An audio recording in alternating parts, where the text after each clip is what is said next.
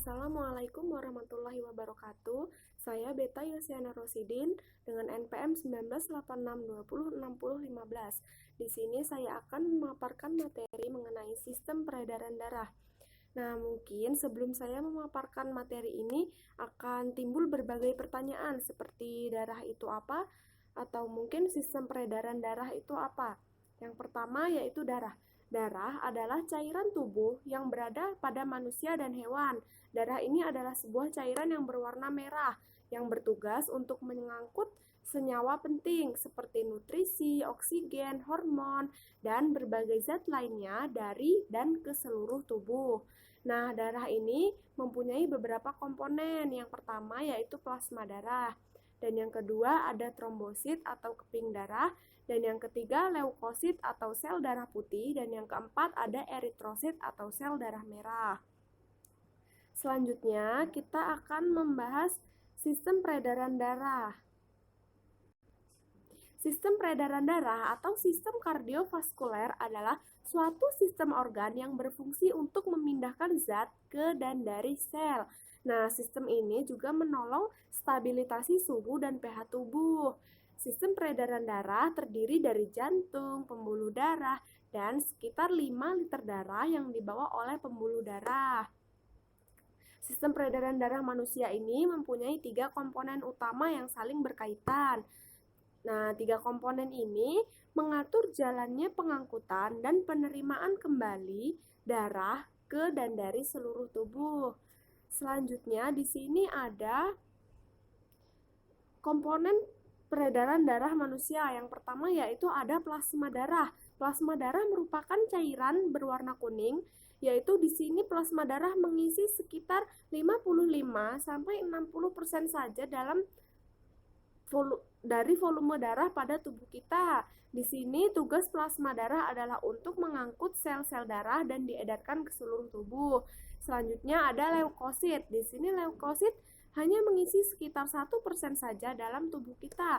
Tetapi leukosit ini sangatlah penting perannya bagi tubuh kita karena leukosit ini memproduksi antibodi yang dapat membantu tubuh kita untuk memerangi zat asing seperti kuman, bahkan mungkin jamur yang dapat menimbulkan berbagai penyakit. Dan selanjutnya ada trombosit atau keping darah.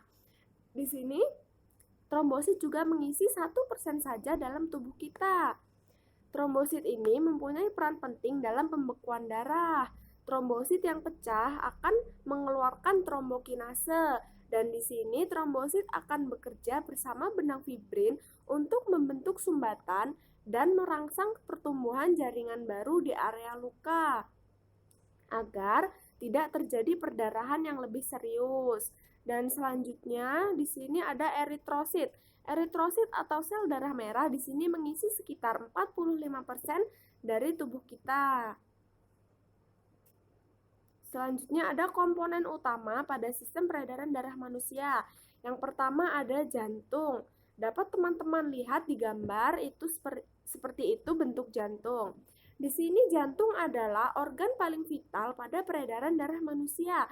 Di sini jantung memiliki tugas untuk memompa dan menerima darah dari seluruh tubuh. Letak jantung ini tepatnya berada di antara paru-paru, di tengah dada, di bagian belakang kiri tulang dada. Ukuran jantung ini sekitar lebih besar dari kepalan tangan kita. Seperti ini contohnya, yaitu sekitar 200-245 gram. Jantung ini memiliki 4 ruang. Yang pertama yaitu bilik kiri, dan yang kedua bilik kanan, dan yang ketiga ada serambi kanan, dan yang keempat ada serambi kiri. Selanjutnya di sini ada pembuluh darah. Pembuluh darah dapat teman-teman lihat di gambar. Pembuluh darah ini merupakan pipa elastis yang juga merupakan bagian dari sistem sirkulasi darah. Pembuluh darah ini memiliki fungsi untuk membawa darah dari jantung dan ke bagian tubuh lainnya maupun sebaliknya. Di sini pembuluh darah ada 3. Yang pertama yaitu arteri, dan yang kedua pembuluh vena, dan yang ketiga ada pembuluh kapiler.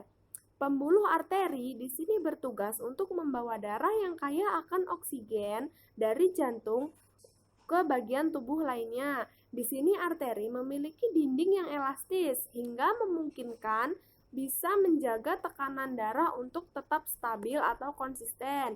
Dan yang kedua ada pembuluh vena. Pembuluh vena membawa darah yang miskin oksigen dari seluruh tubuh untuk kembali ke jantung.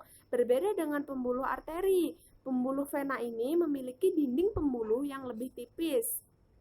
Dan yang ketiga, di sini ada pembuluh kapiler. Tugas dari pembuluh kapiler adalah menghubungkan arteri terkecil dengan vena terkecil. Dindingnya tipis sehingga memungkinkan pembuluh darah untuk saling bertukar senyawa dengan jaringan di sekitarnya. Dan selanjutnya di sini ada darah. Dapat teman-teman lihat di gambar itu bentuk darah. Darah adalah suatu zat atau cairan yang berada pada manusia dan hewan. Di sini tubuh manusia memiliki sekitar 4-5 liter darah dalam tubuhnya. Darah ini memiliki fungsi untuk mengangkut nutrisi, hormon, dan berbagai zat penting lainnya.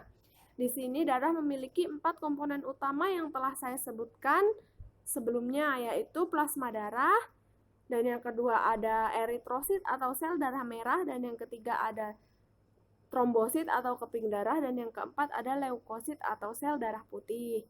Selanjutnya di sini ada mekanisme sistem peredaran darah manusia. Di sini mekanismenya ada dua. Yang pertama yaitu peredaran darah sistemik atau umum disebut dengan peredaran darah besar. Peredaran darah ini dimulai saat darah yang mengandung oksigen atau O2 dipompa dari bilik kiri jantung menuju seluruh tubuh dan kembali ke jantung. Atau singkatnya, peredaran darah sistemik adalah peredaran darah yang berasal dari jantung menuju seluruh tubuh dan kembali ke jantung. Dan yang kedua ada sistem peredaran darah pulmonal atau peredaran darah kecil.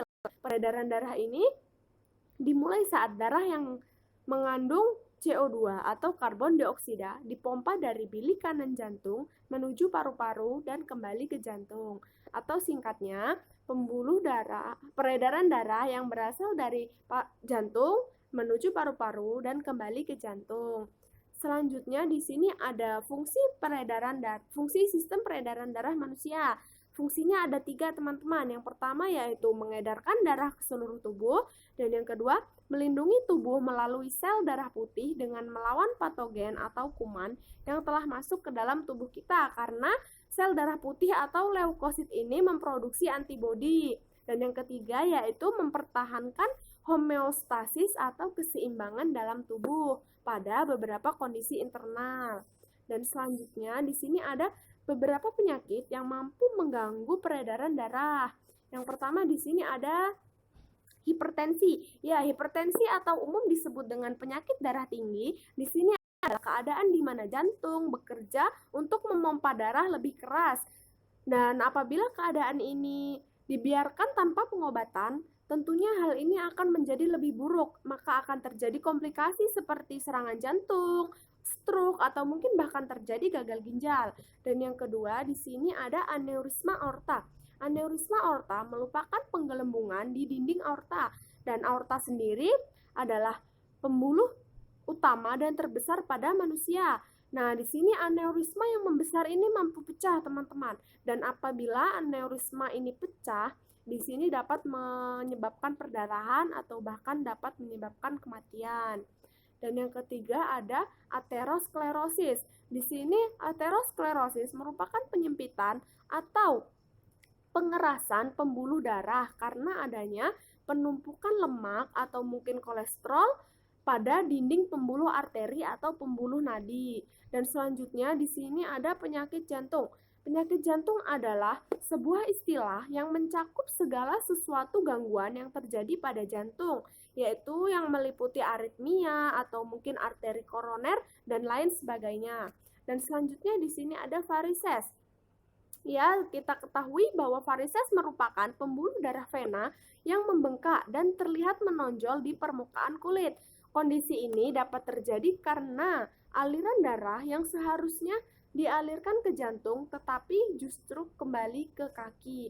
Mungkin itu saja yang dapat saya sampaikan. Apabila ada salah kata saya mohon maaf. Saya akhiri. Wassalamualaikum warahmatullahi wabarakatuh.